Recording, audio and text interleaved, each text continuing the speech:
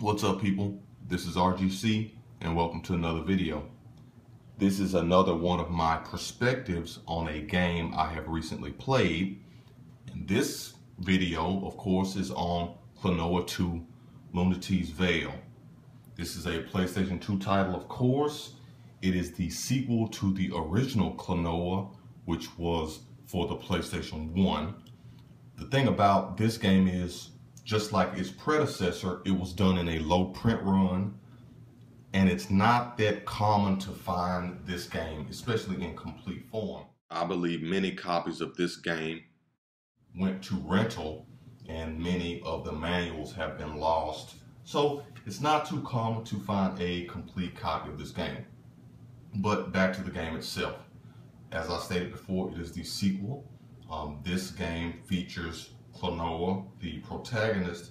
He appears to be a combination of a cat and a rabbit of some type, but his ears, of course, allow him to levitate or float somewhat during his jumps, which is something you actually utilize in the game. As far as the type of game goes, it is a platformer of a 2.5D. And it's pretty cool. I really like the game. Let me tell you a little bit more about the story by reading the back of the case. Starting at the top, a hero's work is never done. Klonoa, our long-eared pal, has stumbled upon another incredible adventure. The mystical realm of Lunaty and its kingdoms are in danger of losing their peaceful balance by the sounding of a dark magical bell from a forgotten land. Join Klonoa and a new cast of friends in this daring quest to save Lunaty and help unveil the mysteries of this enchanted world. Experience Namco's incredible combination of 3D environment with the control system of a 2D action platform game. Explore dozens of fascinating areas. Exciting gameplay features include board riding, dynamic perceptual changes, and treacherous foes. New thrills, exciting lands, and intricate puzzles to experience. All new animation techniques and timeless gameplay. And I agree 100%. This game is definitely timeless, and I thoroughly enjoy it.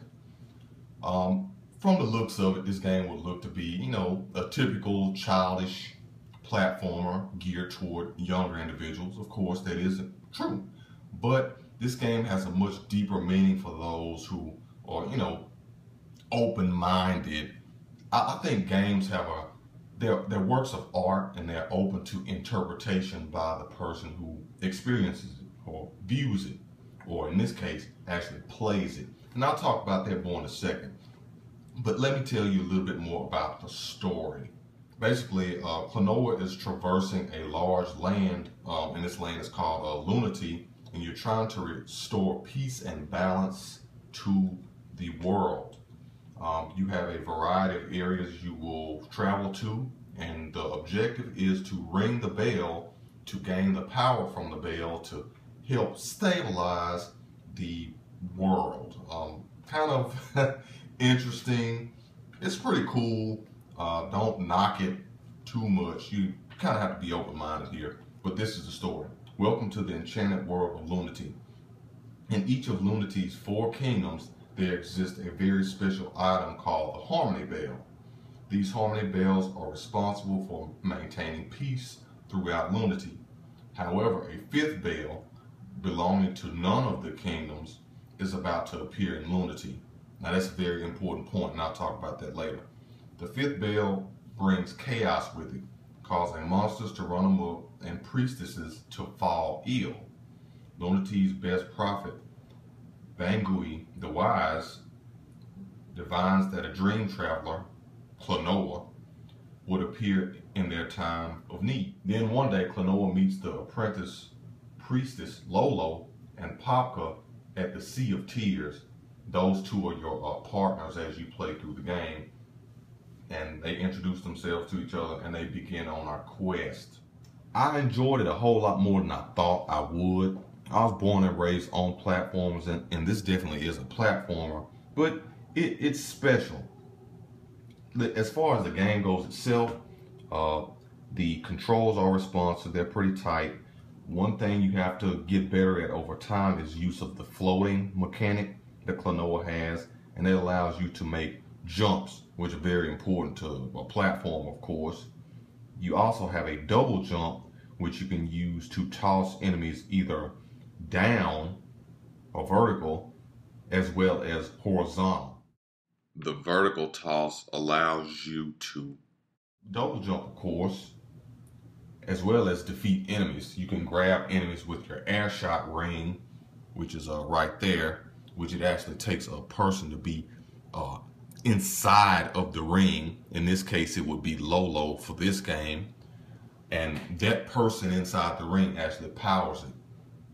So Klonoa, of course, has to have someone with him in order to use the power of that ring. And that goes for the first game as well, but I'm not talking about the first game. So you attack enemies by tossing other smaller enemies at the enemy you want to defeat. You can also toss enemies at walls, the smaller ones that would defeat them, but the enemies respawn pretty quickly. Stages, they're bright and colorful. Some, of course, are quite long. Later in the game, there's a stage that is nearly 20 minutes long. Music is good, bright, lively, and it fits the stages pretty well. The graphics are nice for the PlayStation 2, especially for an early PlayStation 2 game. This was an early release. The transitions between different areas of the stages are pretty good. It's a linear game, but you do have some options as when it comes to what particular path you would like to take through the stage. It's a platformer though, so in the end you will end up going to a set point. A special thing about this game to me was the hoverboard stages. There are various bosses you will defeat or encounter, and there are some puzzles which you have to solve in order to progress through the game. The puzzles, a lot of them are jumping puzzles, which require you to eventually master the double jump as well as the floating. And some puzzles have to do with an order of operations, for lack of better words. Those who are familiar with math, they know order of operations. But certain things have to be done in order, sequentially, for you to continue to progress through the stage.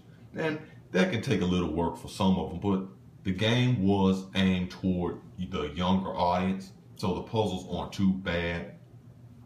The enemies aren't too hard to defeat, but it's a good game. And as I stated before, the later stages especially require you to master the floating, the air shot, and double jump. So that's something very important. So all in all, it was a great game, a great experience.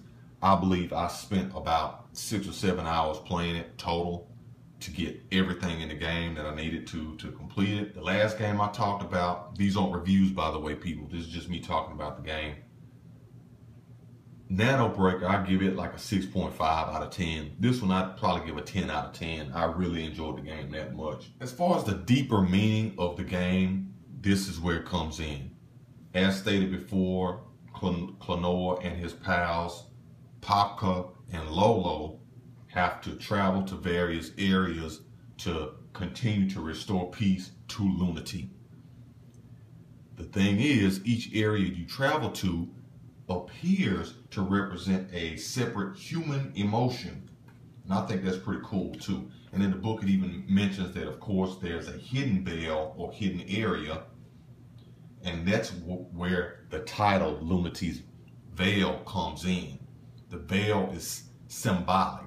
It's something that's being covered, and that emotion that is being covered by the inhabitants of Lunity is sorrow. Now this is where the deeper meaning of the game really comes in though. There's a wide variety of human emotions that people can experience. I think that's obvious, you know, happiness, sadness, and whatnot. And it appears that the people in this game, the individuals, animals, whatever you want to call them in this game, certain stages have certain inhabitants that are experiencing a certain emotion, and that's where they're comfortable. But it seems is that there's only one area with a lot of people, individuals in sorrow, and that's the sorrow kingdom, and you eventually progress your way there. Simply put, in this game, The veil is, of course, the suppressed sorrow. That is the veil of lunacy. The kingdom of sorrow is actually below the surface. They are suppressing that emotion. They are hiding what is truly there. So it kind of asks you to think about yourself. Are you really comfortable with your emotions? Do you try to hide what you've been through or how you truly feel about yourself? Certain stages are pretty important to me too. There's one stage where you're in a museum. There are some puzzles and traps and whatnot. But if you don't make the right choices, you end up in dead ends. And you can kind of feel that way in life sometimes too. Like you come to a dead end, you made some decisions, you didn't get to where you really want to go. And in this particular stage, the dead ends tend to have mirrors. And I think that's pretty symbolic. It's like a point where you can stop and look at yourself and say, hey, is this really who I want to be? Or is this the level of success I really want to achieve? Am I happy? So I think that was a pretty cool addition. Maybe that's just me overanalyzing the game, but I think it's pretty cool. As far as the characters go, beside Klonoa, the main protagonist, of course, you have Popka. He's some animal type individual. And you have Lolo, and she is a priestess. She aspires to become a head priestess, but she accompanies Klonoa on a mission to restore peace to Lunatic. She endured a lot of ridicule as she tried to ascend to the priestess position. And in certain stages, the music at least seems to have laughing and ridicule and mocking, children making fun of you or demeaning you. And she has like this big scene where she's looking at herself thinking about, you know, is her mission, is it a failure? She kind of thought about herself as a failure. And I thought that was a really powerful point in the game, depending on the situation, what you've been through. Sometimes you can really relate to characters in the game. It's kind of, as far as other points of the game, certain stages, as well as the museum, have big meaning to me. The museum is kind of like a menagerie of various memories, experiences, and things throughout life as you progress through life. So near the end though, of course, you have a large stage. This is the one that's really long. It takes about 20 minutes. And kind of like in life, sometimes you really don't have a lot of second chances. In this stage, you do, because they kind of do respawn you if you do die in a certain spot or make it to a certain spot and then die after. But in this stage, it really requires perfection. You have to master that double jump and air shot and whatnot to progress to the stage. The stage itself is symbolic.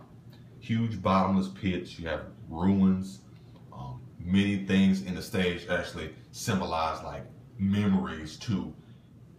The game's supposed to be an escape from reality, but it's interesting to me, this game kind of reminded me more about my life and my experience. I really enjoyed this game. I do suggest picking it up. It's not that hard or difficult or challenging of a game, but it's good. As I stated before, it's not a game you're going to commonly find in complete form. I got lucky at a local store and got this game. I paid about 20 bucks for it locally, but online in complete form. As of right now, it seems to be going for about 30, depending. This is just my little perspective of this game. And another thing too, I'm just reminded of too, it's kind of like in life. Sometimes you feel like you are alone, even though you have certain people around you. Klonoa kind of reflects upon his experience, and it seems like he recognizes that, wow, I kind of feel alone even though I have other people with me, because Popka is there with you and Lolo is in the ring and she powers it essentially. But in certain areas, you are essentially against the enemy. It's just you. It's just your effort, your ability against the person that is opposing you. I would like to thank you for watching. Feel free to comment, rate, subscribe. Stay tuned. Peace.